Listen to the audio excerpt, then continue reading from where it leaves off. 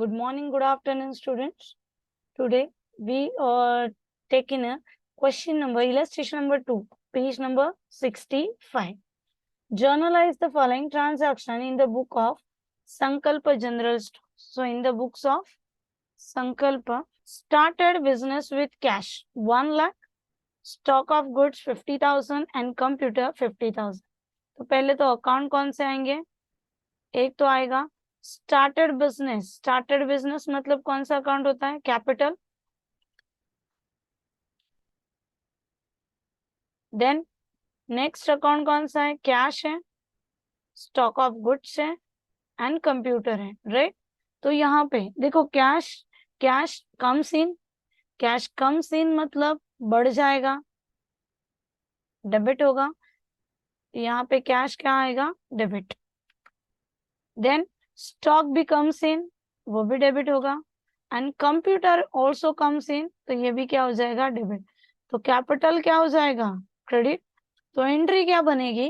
Cash account debit, stock of goods account debit, computer account debit to capital.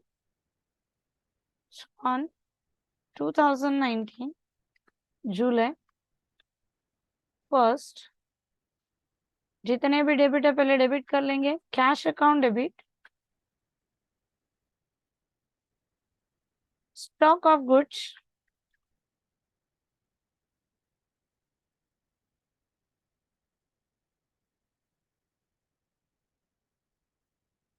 Then computer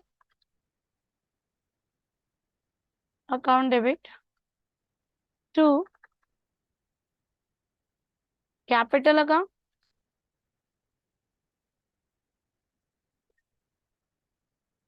So cash account is 1 lakh.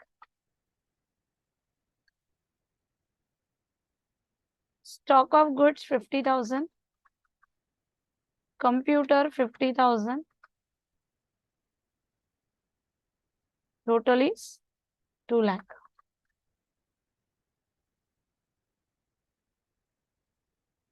Being business started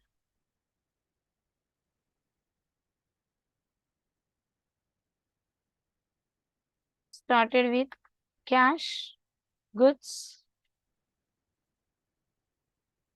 and computer. Business कैसे start किया हम लोगों ने? Cash, goods और computer से। Next, on 4th purchase goods from Kareena. पहले तो purchase है और दूसरा अकाउंट क्या है? करीना अकाउंट। परचेस हमेशा डेबिट होता है, तो एंट्री क्या बनेगी? Purchase account debit to Kareena.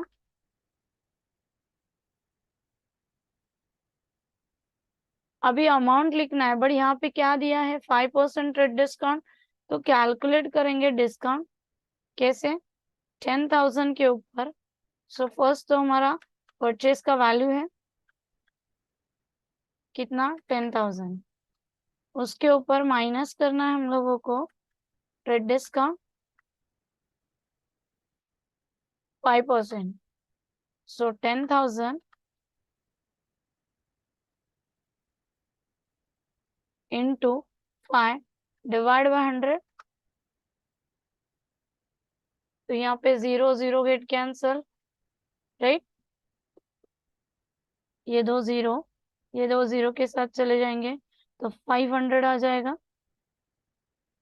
Discount is 500, तो नेट अमाउंट कितनी बचेगी? 9,500। 9,500। तो ये ध्यान रखना है तुमको कि ट्रेड डिस्काउंट की एंट्री नहीं आती है, बट उसका कैलकुलेशन आ जाता है, ठीक है।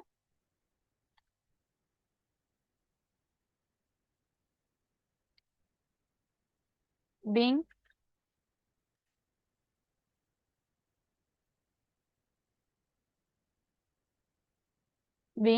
Goods purchase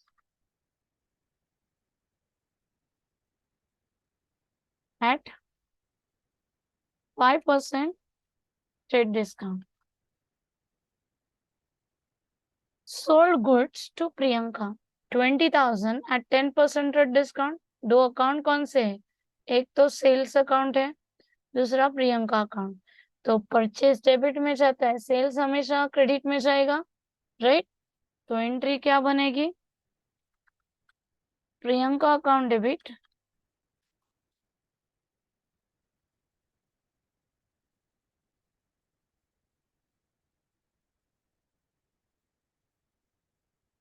to sales account.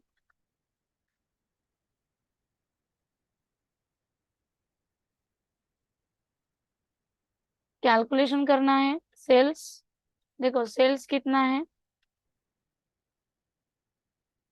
20,000 का, उसमें लेस होगा ट्रेड डिस्काउंट 10%। 10% का मतलब एक जीरो कम हो जाएगा, मतलब 2,000। तो नेट अमाउंट कितनी बचेगी 18,000। 18,000 18,000। It is just working note for you. So how the actual amount is calculated. So being goods sold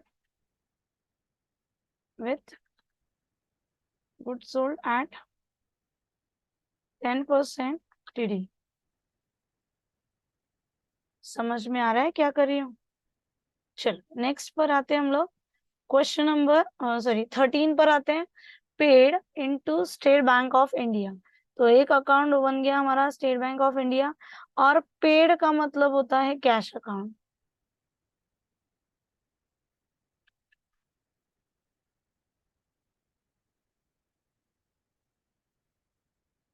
तो कैश क्या हो रहा है? पेड हो रहा है। पेड हो रहा है मतलब cash goes out, cash goes out मतलब क्रेडिट। तो डेबिट में कौन सा अकाउंट आएगा? State Bank of India. तो एंट्री क्या बनेगी? State Bank of India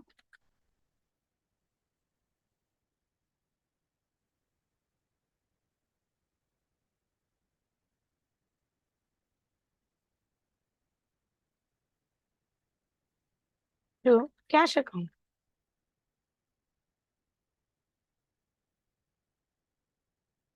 amount is 50,000। So being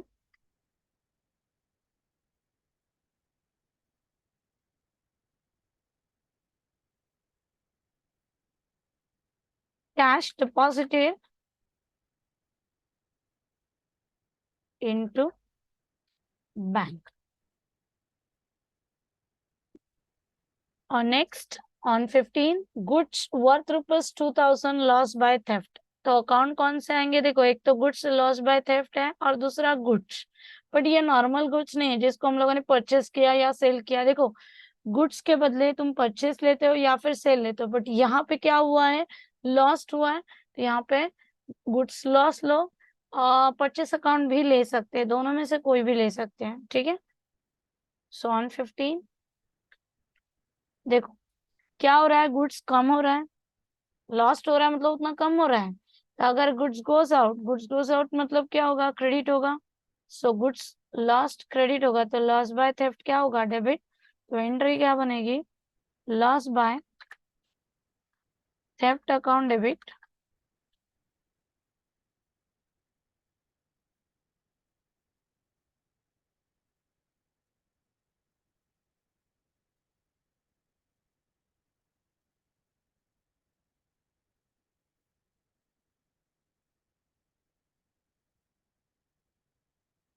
to goods lost account.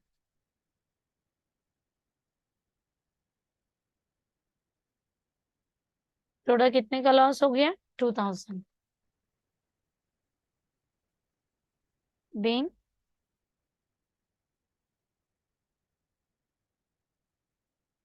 Goods loss by theft.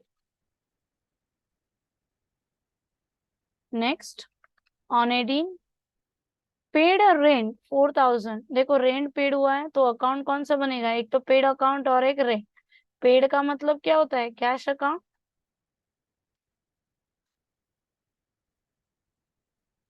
Cash comes in और गोज आउट, पेड हो रहा है मतलब गोज आउट, मतलब कैश क्रेडिट में जाएगा, तो रेंट अकाउंट क्या होगा? डेबिट। तो एंट्री क्या बनेगी? Rent account debit to cash account. 4,000 being rent paid.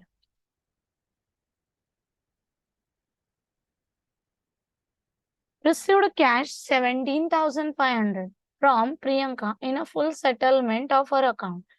Okay, payment हुआ है, कैश में पेमेंट हुआ है प्रियंका को। तो पहले sorry, received cash,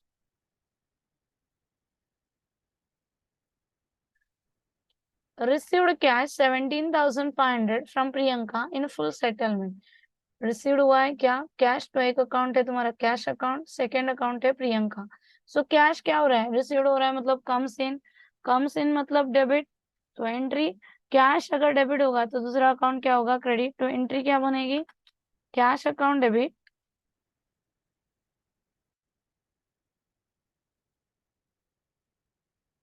to Priyanka.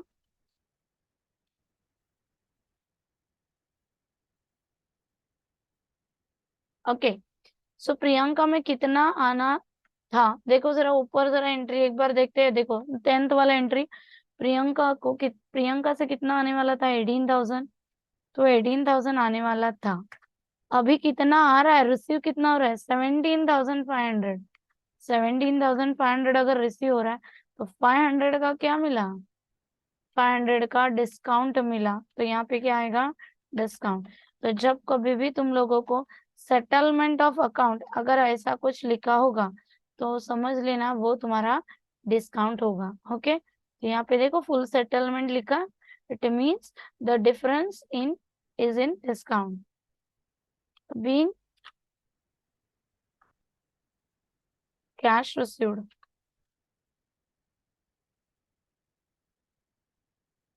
और next, paid for stationery purchase.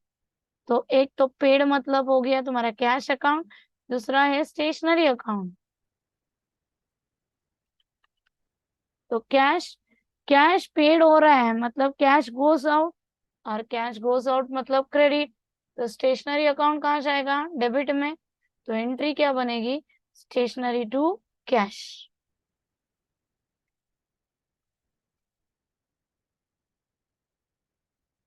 Stationery account debit to cash account.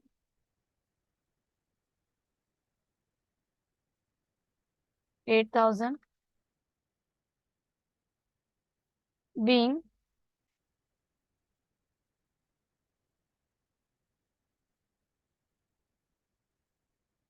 stationery paid. So all transaction is done. Last में टोटल लिखना है। टोटल आ रहा है 3,09,500। Everyone done? Okay. So on next lecture, we discuss with the illustration number